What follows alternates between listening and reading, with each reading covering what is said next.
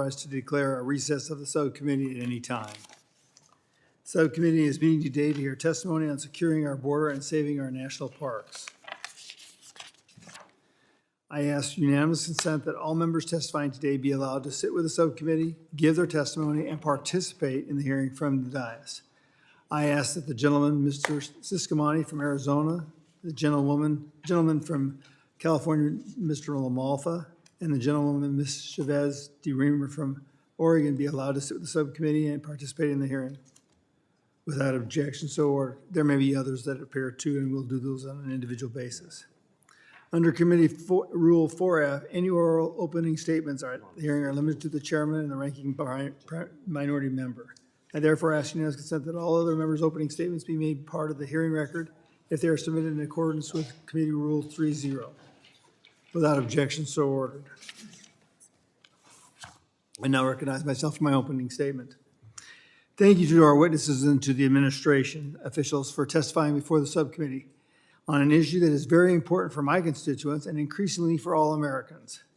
And thank you to Chairman Westerman when he joins us later today for this discussion. We also have the ranking member for the full committee here, sitting to my left as well, Representative Grijalva. For those living in border states, this hearing might sound all too familiar. Sadly, due to the incompetence of the Biden administration, there really is no such thing as a border community these days. Illegal immigration and its impacts from drug cartels to human trafficking to the increases in violent crimes and environmental degradation are impacting communities from Arizona to New York these days, thanks to President Biden's irresponsible and ineffective border policies. President Biden has totally lost operational control of the border, allowing thousands of migrants, as well as those who wish to traffic human beings and to illicit drugs across our public lands. The last thing on the minds of these illegally crossing the border is to, quote, leave no trace attitude. There are well-documented environmental impacts associated with illegal immigration, including trash accumulation, human waste, degradation of public lands, and destruction of critical habitats. And the list goes on and on. The environmental problems with illegal immigration have persisted for decades on our public lands, costing taxpayers millions each year to clean up the tens of thousands of pounds of trash and human waste littered across our public lands and waterways. The massive amount of trash and waste lead to watershed degradation, soil erosion, infrastructure damage, loss of local vegetation and wildlife, including endangered species, and can even increase the risk of wildfires.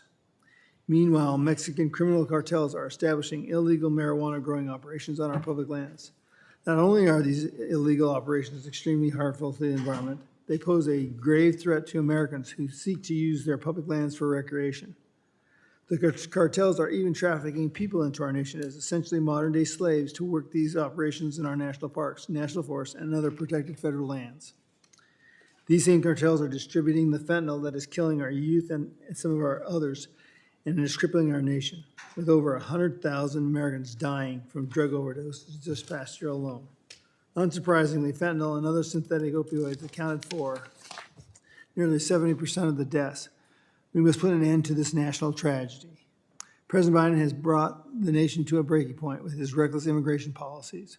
My state of Arizona has shouldered the burden of illegal immigration for far too long, and the damage to our lands and livelihoods has devastated our communities. Now, Democratic cities that once claimed sanctuary city status for illegal immigrants are experiencing the same problems. Unfortunately, with the recent leasing of the Floyd Bennett Field and Gateway National Recreation Area, which is a national park unit to house a flood of illegal migrants coming to the United States, to New York City, the Biden administration has demonstrated that they stand ready and willing to give up our public lands to cover for their failed immigration policies that have let millions of people into our nation just this year alone. I share the concerns of many of my colleagues here on the committee, and that is not a one-off incident. Instead, it sets a blueprint for migrant housing on public lands nationwide. Nowhere is safe. We must establish responsible immigration policies like those found in Republicans' H.R. 2, the Secure the Border Act, to restrict the flow of illegal immigrants crossing our southern border, reduce the abuse of asylum process, and ensure that America's public lands remain intact for the use and enjoyment of current and future generations. Otherwise, the migrant crisis will continue and spiral out of control. So I look forward to hearing from our witnesses today about the many environmental impacts of illegal immigration on public land and to the administration officials with us here. I hope you came prepared because the American people deserve answers for the failures of this administration. I now recognize the ranking member for his statement, Mr. Grijalva. Thank you, Mr. Chairman. Very brief. This is a continuation of the hearing that we had regarding the airfield and that it was going to be used for temporary shelter in an emergency. The unprecedented number of refugees and asylum seekers that are coming to the border is a reality. It is a humanitarian crisis and needs to be dealt with. But today's hearing is not about doing that. Today's hearing is about using this platform and this forum to continue to talk about immigration as perceived by the majority, the Republican majority, as the definitive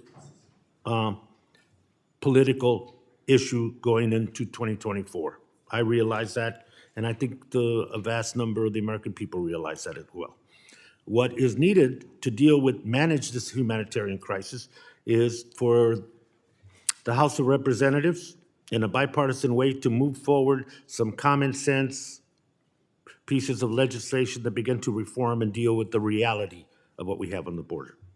Number two, to have a supplemental that begins to deal and provide resources for the management of that crisis.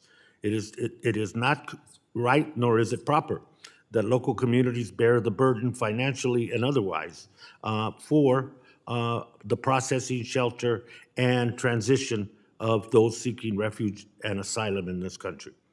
Yeah, and we'll have plenty of time going forward to debate this issue in its proper place on the floor and at the hearings when legislation comes up. But the backdrop to this whole discussion today is the fact that my colleagues on the other side of the aisle have failed again to find a speaker to lead and to make the House of Representatives function and govern and to have the floor work. It's kind of like there's a Stockholm syndrome has set in. We've become part of the prisoners here, and I say that because this issue, as important as it is to manage this crisis, if you want to talk about security, fentanyl, and human trafficking, let's do that. We have suggestions and recommendations on that. This is about organized, well-financed crime on both sides of the border. And we need to put the focus and the attention on breaking that up. Our history in this country able to do that. It is not about, as some members of this Congress have said on the Republican side, sending in the troops and having military actions inside the sovereign nation of Mexico. That is not a solution. That is a way to try to seek attention politically. The other issue is, and I agree with that, and we should do that. And we should modernize our ports of entry so they continue to be economic engines for our region, but at the same time, build up the staffing at customs so that we can do the inspections and the interventions where 70% of unauthorized entry, be they drugs or people, that's where they're stopped.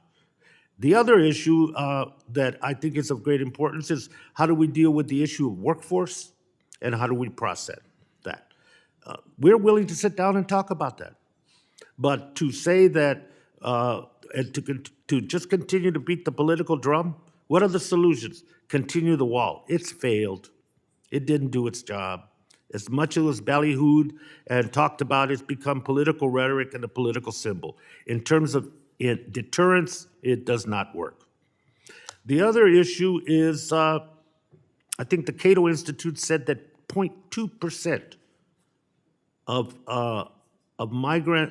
those seeking asylum and refugee had in their possession fentanyl, 0.2%, which leads one to the conclusion that this is organized, it's real, it's billions and billions of dollars, and that's where the focus needs to be. I say all that because everything else in terms of responding will happen at the hearing when we deal with the pieces of legislation. Today it's about people making their proclamation and their political statement. My political statement until this House is functional. These kind of hearings are not only redundant, but pointless. And so once this House gets organized and once we have hearings that have the potential to go to the floor, then that's when the debate happens. And I hope that facts and I hope that science play a role in how we go forward. Thank you very much, Mr. Chairman. I yield back. I thank the gentleman. You gotta be kidding me. Facts are a hard thing. You're only applicable to the ones you want. You know, this immigration process is broken. It's the way this administration has actually taken care of it. They were trusted with it, and they allowed everything to break down. The wall doesn't work? Yes, walls do work. They absolutely do work, but that's what happens when you don't finish it.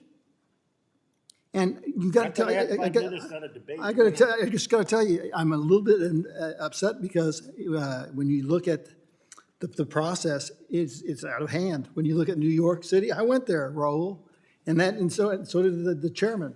It's out of whack. We're not going to do a NEPA. We're not going to do anything on the national park.